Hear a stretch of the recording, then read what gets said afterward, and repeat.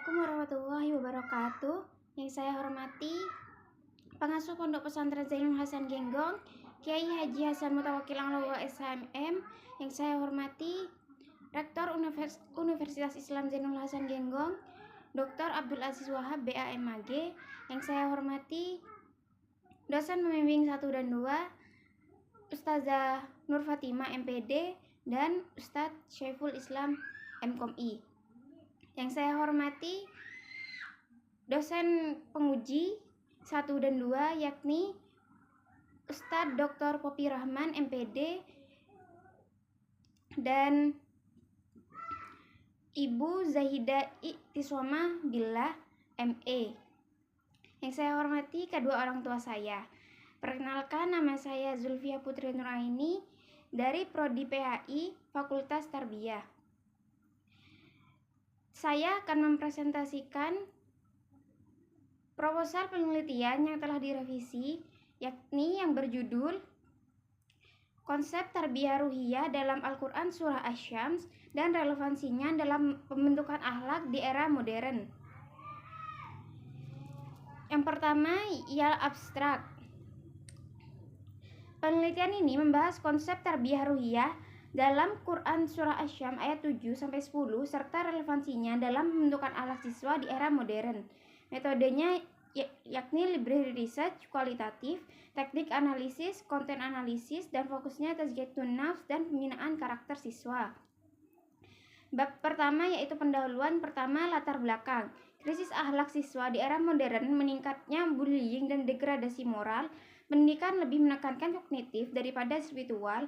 Quran Surah Asy-Syams ayat 7-10 sebagai solusi ruhiyah.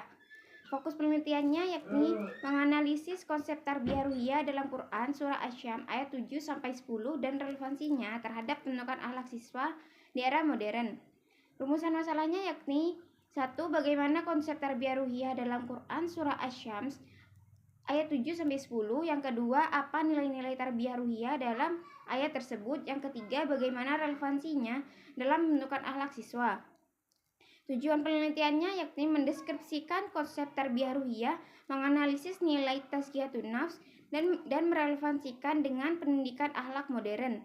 Manfaat penelitiannya secara teoritis dan praktis, menambah hasanah pendidikan Islam dan referensi bagi guru dan lembaga pendidikan.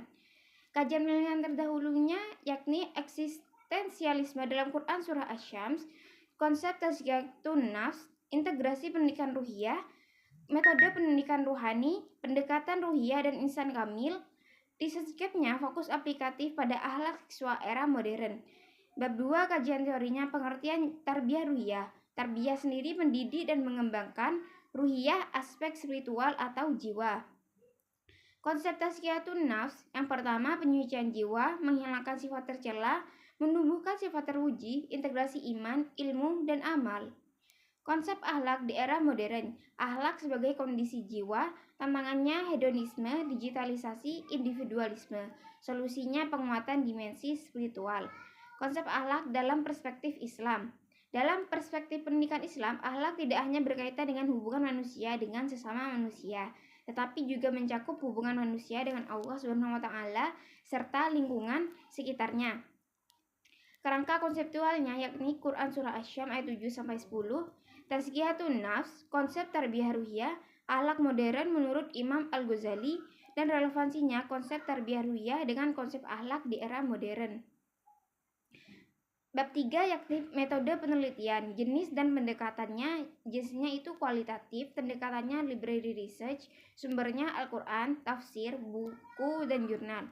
Sumber data penelitiannya yang pertama sumber data primer. Sumber data primer adalah sumber utama yang menjadi rujukan langsung dalam penelitian. Sumber data primer dalam penelitian ini adalah Al-Quran, khususnya surah Asy-Syams ayat 7-10.